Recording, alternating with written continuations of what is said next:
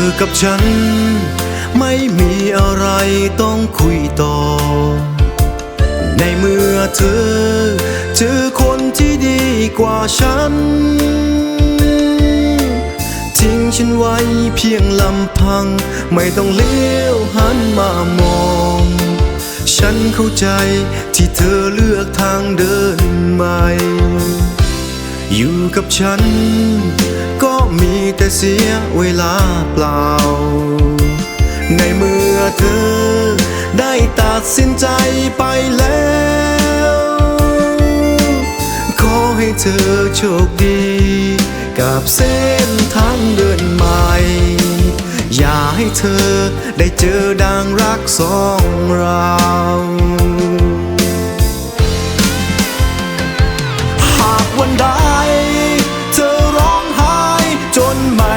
เหลือน้ำตาแล้วเธอจะเข้าใจว่าคนที่ถูกทิ้งไปมันเจ็บปวดแค่ไหน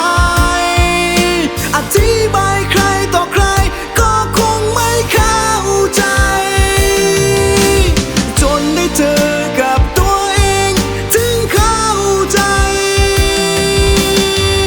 ว่ามันเจ็บปวดแค่ไหน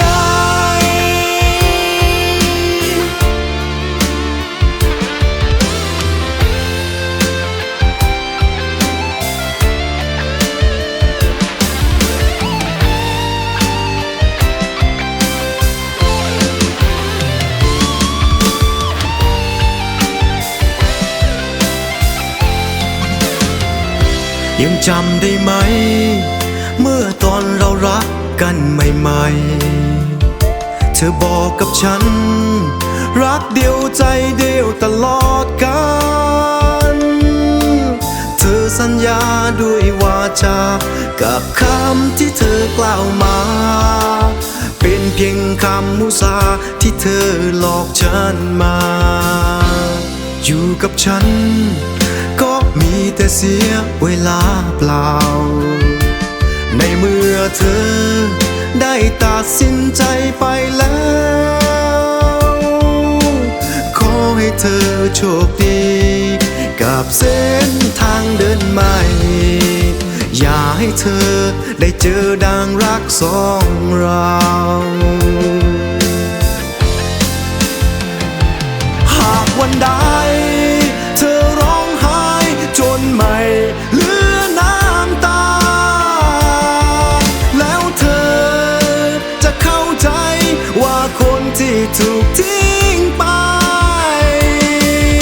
มันเจ็บปวดแค่ไหนอธิบายใครต่อใครก็คงไม่เข้าใจจนได้เจอกับตัวเองถึงเข้าใจว่ามันเจ็บปวดแค่ไหน